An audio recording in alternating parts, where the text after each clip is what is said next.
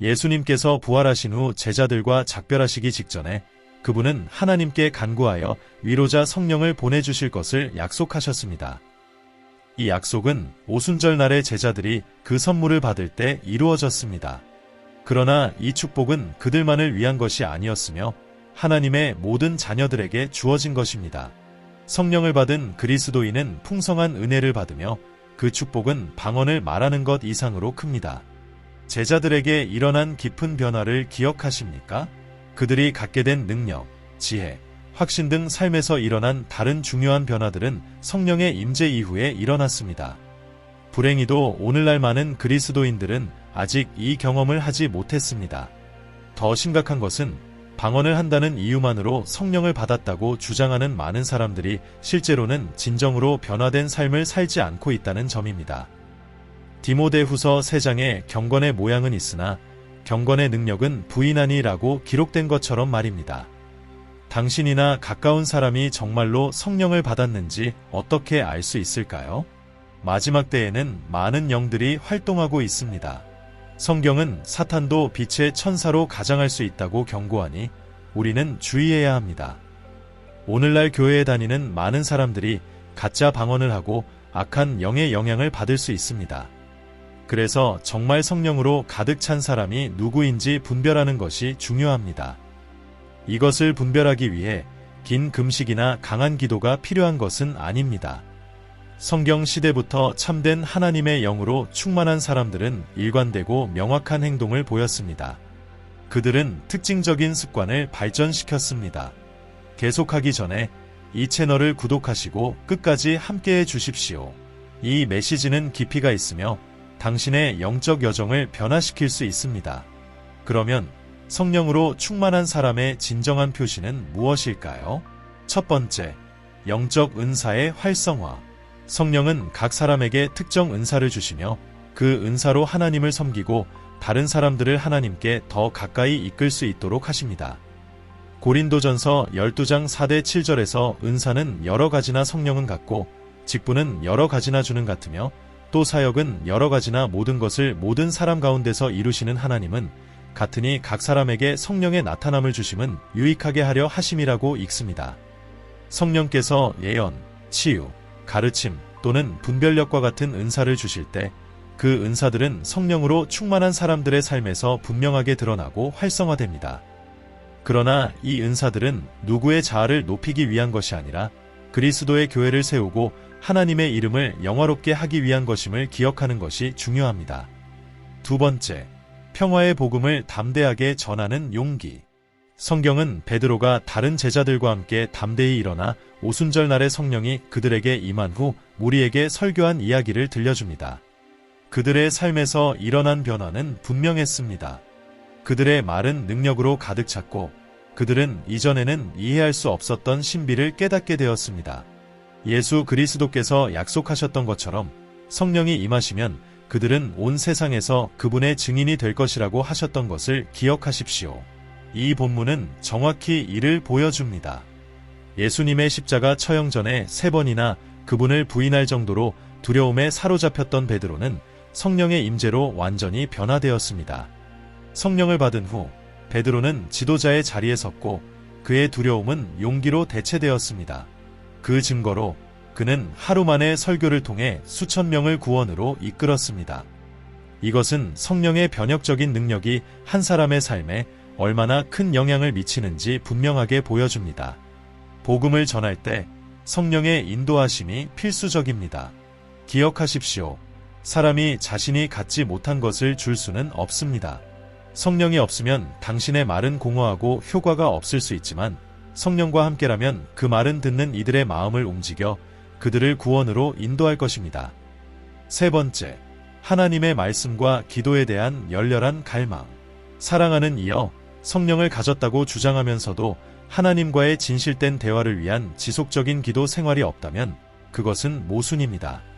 마찬가지로 당신 주위에 있는 누군가가 성령을 가졌다고 말하면서도 규칙적인 기도와 성경 읽기 생활을 유지하지 않는다면 이는 경계해야 할 신호입니다.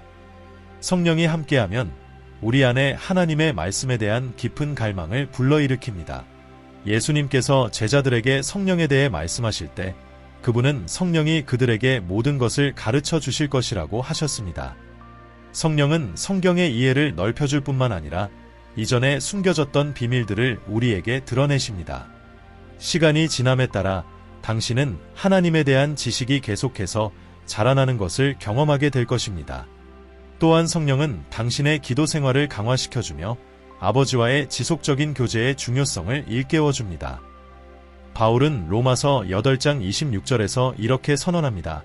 이와 같이 성령도 우리의 연약함을 도우시나니 우리는 마땅히 기도할 바를 알지 못하나 성령이 말할 수 없는 탄식으로 우리를 위하여 친히 간구하시느니라. 성령은 우리의 하나님 뜻에 대한 인식을 세밀하게 조정해 주시고 진실되고 간절한 기도를 통해 하나님의 지혜와 인도를 구하도록 도와주십니다. 네 번째, 죄에 대한 승리. 죄 속에서 사는 사람은 보이지 않는 속박에 얽매여 있는 것입니다. 이 문제에 대해 사도 바울은 당신을 지배하는 것이 당신을 종으로 만든다고 말하면서 그것이 죄이든 의이든 당신이 순종하는 것이 당신의 주인이 된다고 했습니다. 이것은 성령으로 충만한 신자와 성령이 없는 사람 사이의 큰 차이점 중 하나입니다.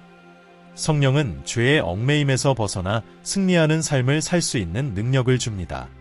당신이 더 이상 죄의 종이 아니라고 확신할 수 있다면 그것은 성령께서 당신에게 세상의 유혹과 쾌락을 이길 힘을 주셨기 때문입니다. 성령의 도움이 없다면 당신은 쉽게 원수의 먹잇감이 될 것입니다. 성령을 받은 사람들은 위의 길에 대해 더 민감하며 하나님의 계명을 따르려는 강한 열망을 가지고 하나님과 조화를 이루며 살아갑니다. 다섯 번째, 성령의 열매의 증거. 성령이 당신의 삶에 임하면 당신 안에서 성령의 사역을 반영하는 특정한 덕목들이 드러나게 됩니다. 이 덕목들은 갈라디아서 5장 22대 23절에 기록된 성령의 열매로 나타납니다. 오직 성령의 열매는 사랑과 희락과 화평과 오래 참음과 자비와 양선과 충성과 온유와 절제니 이 같은 것을 금지할 법이 없느니라. 그리스도 예수의 사람들은 육체와 함께 그 정과 욕심을 십자가에 못 박았느니라. 당신의 육신적 욕망이 십자가에 못 박히지 않았다면 하나님의 영이 당신 안에 온전히 거하실 수 없습니다. 성령으로 가득 찰 때 하나님의 신성한 사랑이 끊임없이 당신을 통해 흘러나와 주위 사람들에게 다가갑니다. 이 사랑은 단순한 감정을 넘어섭니다. 그것은 당신이 만나는 사람들에게 드러납니다. 인간적인 관점에서 보면 사랑은 제한적이거나 조건적일 수 있으며 자신보다 타인에 대해 덜 신경 쓰게 할 수 있습니다. 육신은 자신의 이익에 집중하고 애정을 나눌 대상을 선택적으로 대합니다. 그러나 성령은 당신을 진정한 사랑과 자비로 무장시켜 믿음, 인종, 출신에 상관없이 모든 사람에게 사랑을 나눌 수 있도록 도와줍니다. 성령과 조화를 이루는 당신의 행동은 자연스럽게 다른 사람들에게 공감을 표현하게 하고 대가를 바라지 않는 섬김을 실천하게 만듭니다. 그 결과 당신의 삶은 당신 주변 모든 이들에게 하나님의 사랑을 비추는 등대가 될 것입니다. 그렇다면 인생의 폭풍 속에서도 믿음, 기쁨, 평화는 어디서 오는 것일까요? 믿음은 보이지 않는 것을 신뢰하는 것입니다. 사실 가시적인 징표 없이도 믿을 수 있는 것은 오직 하나님의 은혜로 가능합니다. 이 믿음은 성령이 당신의 삶에 임할 때 생겨나며 어떤 장애물도 극복할 수 있을 만큼 강력한 믿음이 됩니다. 하나님께 당신의 믿음을 맡길 때 당신의 삶은 변화되고 두려움은 사라지며 평화와 기쁨이 그 자리를 차지하게 됩니다. 이 평화는 단순히 모든 것이 잘 될 때 느끼는 평온함이 아니라 역경 속에서도 지속되는 내면의 평온입니다. 당신은 하나님께서 모든 것을 주관하고 계심을 알고 확고히 서 있게 됩니다. 이 평화는 마음을 진정시키는 것뿐만 아니라 고난과 슬픔 속에서도 살아있는 기쁨을 동반합니다. 이 기쁨은 그리스도께서 이미 모든 것을 이기셨다는 확신에서 비롯됩니다. 이 깊은 기쁨은 단순한 감정을 넘어 다른 이들이 당신의 평화와 기쁨의 원천을 궁금해하게 만들며 그들로 하여금 하나님에 대해 더 알고 싶어지도록 이끕니다. 얼마나 놀라운 삶의 방식입니까? 그러나 사랑하는 하나님의 자녀여, 만약 이것이 당신이나 당신 주변의 사람들의 현실이 아니라면 이는 하나님께 더 가까이 다가가 그분의 성령을 구해야 할 신호일 것입니다. 여섯 번째, 섬김에서의 겸손. 예수 그리스도께서 이 땅에 계실 때 그분은 섬김을 통해 완벽한 리더십의 본을 보여주셨습니다. 예수님은 하나님의 아들이심에도 불구하고 결코 세상이 그분의 발 아래 있는 것처럼 행동하지 않으셨으며 모든 일에 겸손을 나타내셨습니다. 이것이 진정한 지혜입니다. 마찬가지로 하나님의 영이 당신 안에 거하시면 당신의 삶은 겸손으로 가득 차게 되며 항상 주변 사람들을 기꺼이 섬기게 될 것입니다. 오직 교만한 사람만이 자신을 우월하게 여기며 다른 사람들이 자신을 섬기길 기대합니다. 이것은 악한 영이 작용하고 있다는 분명한 신호입니다.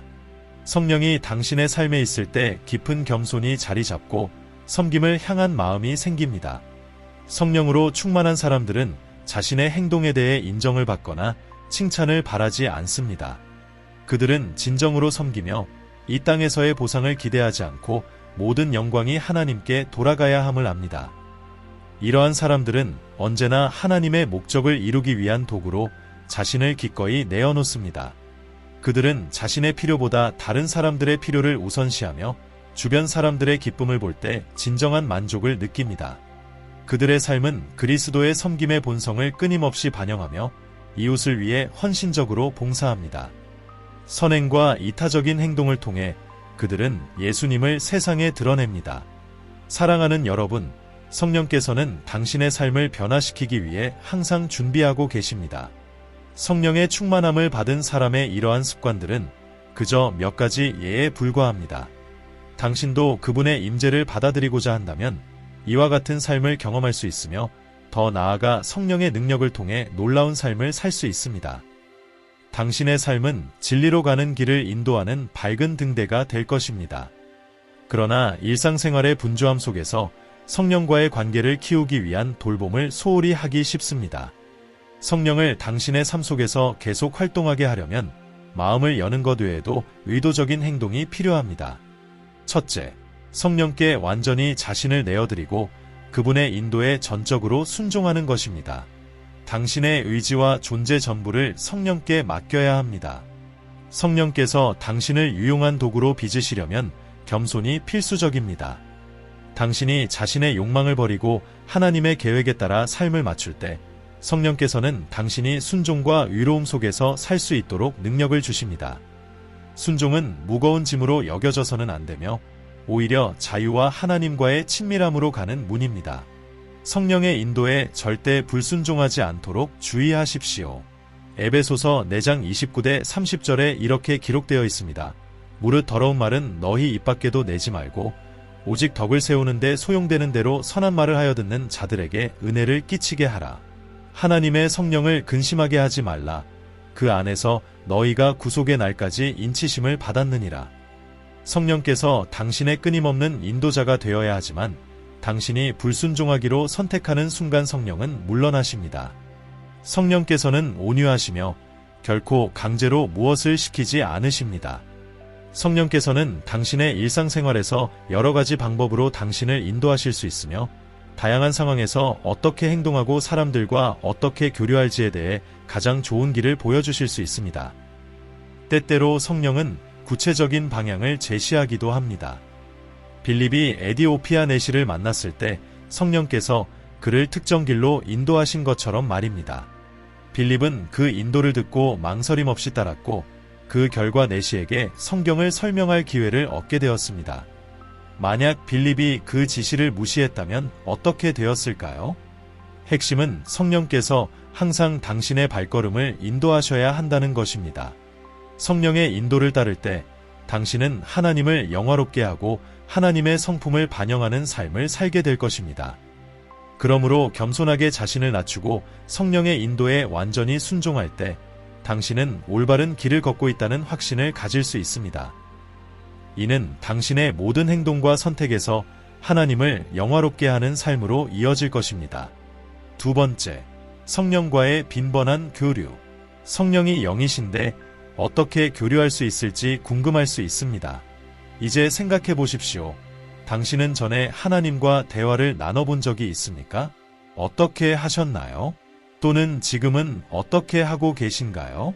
그것은 아주 간단한 일입니다. 성령께서 하나님께 기도할 수 있도록 도우시지만 잊지 마십시오. 성령 또한 하나님이십니다. 당신이 기도할 때 당신은 삼위일체 하나님, 즉 성부, 성자, 성령과 소통하고 있는 것입니다. 성령과 대화할수록 당신은 그분의 임재와 인도를 더욱 깊이 누리게 될 것입니다. 당신은 이러한 깊고 지속적인 교제를 경험하고 싶지 않으십니까? 사랑하는 하나님의 자녀여, 성령을 당신의 삶에 지속적으로 머물게 하려면 진실된 마음, 의도적인 선택, 그리고 꾸준한 노력이 필요합니다. 성령과 함께 걸을 때 당신의 삶은 하나님의 사랑과 은혜를 생생하게 반영하는 삶이 될 것이며 그로 인해 풍성한 축복이 열릴 것입니다. 이 깊은 관계를 통해 얻게 될 은혜와 축복을 경험하게 되기를 기도합니다. 하나님께서 당신에게 은혜를 주셔서 성령을 계속해서 유지하며 그분의 인도를 구하는 삶을 살게 하시기를 바랍니다. 성령의 임재가 당신의 삶 속에서 매일 변화의 능력을 나타내기를 바랍니다. 하나님께서 당신을 축복하시길 바랍니다. 함께 기도합시다. 사랑하는 아버지, 제 마음은 주님의 끊임없는 사랑과 은혜에 대한 감사로 가득합니다. 주님은 제 굳건한 반석이시며 제가 여기 있는 이유이십니다. 제 대신 싸워주신 모든 육체적, 영적 전쟁에 감사드립니다. 주님의 공급하심, 보호하심, 그리고 신성한 인도에 감사드립니다. 주님의 이름을 영원히 찬양합니다. 또한 제 가족, 친구들, 그리고 제 삶 속에서 주님께서 허락하신 모든 사람들에게 감사드립니다. 그들을 통해 얻은 모든 축복에 감사드립니다. 그리고 제가 넘어질 뻔했을 때도 쓰러지지 않게 하시고 주님의 도움으로 굳건히 설 수 있게 하심에 감사드립니다.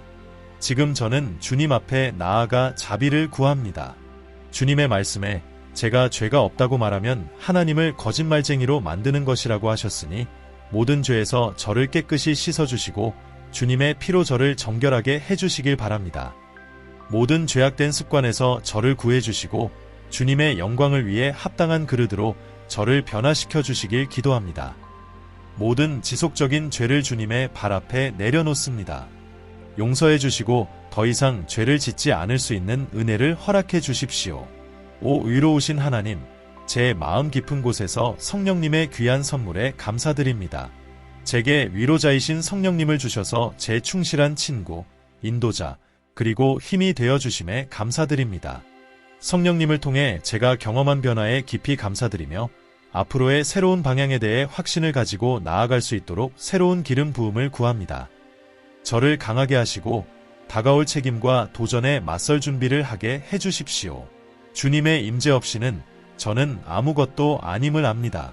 계속해서 저를 바른 길로 인도해 주십시오. 만약 제가 끝내지 못한 과제들이 있고 그것들이 저를 짓누르고 있다면 그 과제를 다시 시작하고 성공적으로 마무리할 수 있는 은혜와 결단력을 주시길 바랍니다. 주님의 말씀에 담긴 영원한 진리를 깨달을 수 있는 눈을 열어주시어 그 말씀이 저의 모든 행동의 기초가 되게 하여 주십시오. 어려움 속에서도 주님께 집중할 수 있도록 도와주시고 주님의 영광을 위해 모든 것을 기꺼이 희생할 준비가 되어 있게 하여 주십시오. 무엇보다도 사랑하는 성령님, 제 마음을 빚어주셔서 주님의 인도에 민감하게 반응할 수 있게 해주십시오. 주님의 가르침을 이해할 수 있도록 제 영적인 눈을 열어주십시오. 제가 낙담하거나 의욕을 잃을 때 제게 힘을 주시고 앞으로 나아갈 새로운 힘을 주십시오. 제가 순종하는데 망설일 때가 있다면 용서해 주시고 주님의 인도를 따를 용기를 주십시오. 사랑하는 위로자 성령님, 제가 살아가는 동안 결코 주님을 근심하게 하지 않도록 도와주십시오. 제 관계가 마치 생수가 있는 강가에 뿌리를 내린 나무처럼 번성하게 해주십시오. 주님이 저를 떠나지 마소서. 주님 없이 저는 이 경주를 끝낼 수 없습니다. 주님은 하나님께서 제게 주신 가장 귀한 선물이시며 저는 주님을 깊이 소중하게 여깁니다. 감사합니다. 사랑하는 성령님, 제 변호자이시고 인도자이시며 신실한 친구가 되어주셔서 감사합니다. 아멘. 이 메시지가 당신의 마음에 감동을 주었다면 잊지 말고 좋아요를 누르고 댓글을 남기고 구독해 주십시오.